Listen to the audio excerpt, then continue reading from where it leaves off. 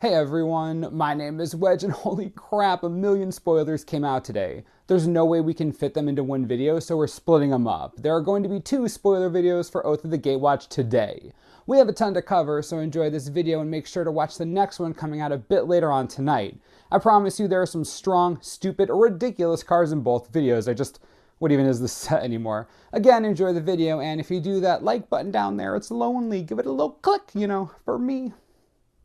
Bonesaw is back, and it's the perfect time for it. This 0 mana cost artifact is going to enable Surge so well. Remember, Surge is the mechanic that lets you cast a spell way cheaper than normal if another spell was cast before it that turn. Bonesaw is a free spell, a free enabler.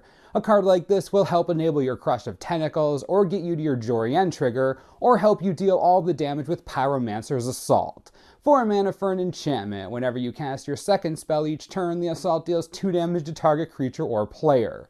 Clearly casting multiple spells in a turn is going to be a thing. They've definitely started printing enough cards to bring it to my attention. My question is, will Shadows over Innistrad help with this as well? It looks like it's going to need to if this weird Is It Surge strategy is going to go anywhere. Regardless, it could be alright in draft, but it's a bit risky to build. Surge is weird, It's weird, always has been. Eldrazi Displacer is 2 of anything and 1 white for a 3/3 Eldrazi with Devoid. The first white Eldrazi, mind you. You can also pay 2 of anything and 1 colorless and exile another target creature, then return it to the battlefield tapped under its owner's control. This card is bonkers. In Standard, there's an infinite combo with Brood Monitor and Zulaport Cutthroat that everyone's talking about. Also, since the ability doesn't force the Displacer to tap, you can just use a Brood Monitor, sack Scions over and over again, and just keep making more. It's basically tap 1, make an Eldrazi Scion. Displacer is stupid, not to mention its ridiculous impact in Brago and Rune of the Hidden Realm Commander strategies. Displacer is easily one of the best cards in the set. This thing is stupid.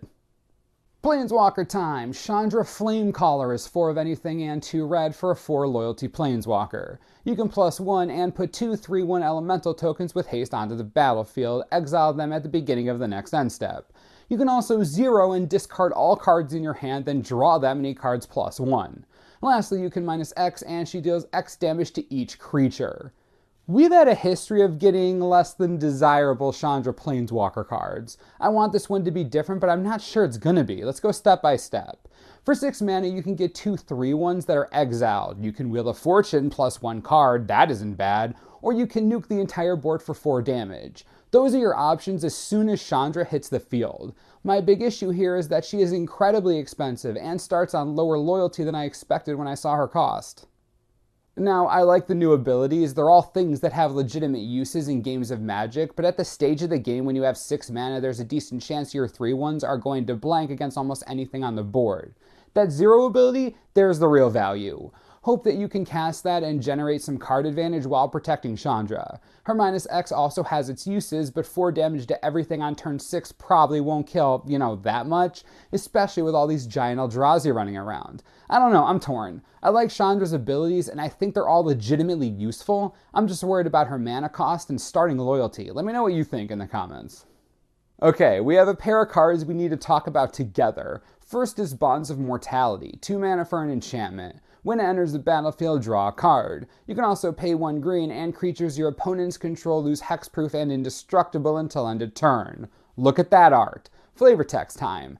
Jace discovered the leyline pattern needed to anchor Ulamog and Kozilek to reality, but it was Nissa who could trace it on her world. Alright, so they found the ley lines and straight up rooted the Eldrazi Titans in place and took away their indestructibility. This is as vulnerable as we've ever seen them. Next card. Fall of the Titans is double X and red for an instant with Surge costing X and 1 red. Fall of the Titans deals X damage to each of up to 2 target creatures and or players. Okay. Look at that art. Flavor text. As Gideon kept the brood lineages at bay, Shaundra incinerated the bound Eldrazi Titans. Whoa, wait, what? Shaundra straight up makes Eldrazi toast? That's it? Look at the card. It deals X damage to 2 target creatures or players. The name alone gives it away. How in the... Shaundra actually roasts the Eldrazi to death, it would seem. If this is true, Emrakul is going to be pissed. Batten down the hatches. We're about to have a spaghetti monster somewhere all up in this business. Wow, Shaundra 1, Titan 0. Get wrecked. Oath of Shaundra completes our cycle. 2 mana for a legendary enchantment. When it enters the battlefield, it deals 3 damage to target creature an opponent controls. At the beginning of each end step, if a planeswalker entered the battlefield under your control this turn, the oath deals 2 damage to each opponent. I feel like this is all I want to talk about. We had Gideon, for justice and peace I will keep watch. We had Jace, for the sake of the multiverse I will keep watch. It's pretty standard. We've got Nissa, for the life of every plane I will keep watch. And we have Shaundra. If it means that people can live in freedom, yeah, I'll keep watch. This is why I love Magic. Little things like that, 5 out of 7. Card quality is alright. The enter the battlefield trigger is sweet. Removal is always good, but that second ability is going to be rough. As opposed to Nissa, who helps you cast walkers, this oath wants to be down before you get any in play. Late game, this might not do so hot. Corrupted Crossroads is a rare land card. You can tap it to add 1 colorless to your mana pool. You can also tap it and pay 1 life to add 1 mana of any color to your mana pool. Spend this mana only to cast a spell with Devoid. So we're looking at an Eldrazi specific mana confluence with a free colorless mana generator. There's basically no reason not to play this in whatever Eldrazi deck comes to standard after Oath's release. Even in Modern, if the Eldrazi decks there decide to try a few different colors, why not play this? It generates the mana you want consistently and for only 1 life, lets you cast for any color. Easy decision for me, definitely playable.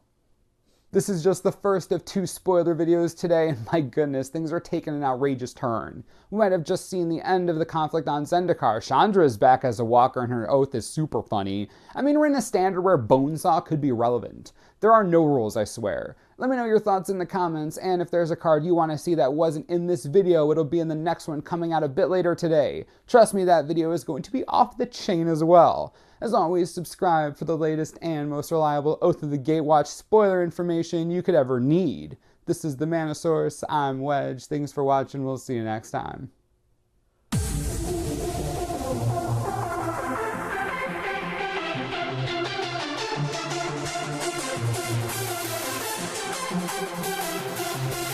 What?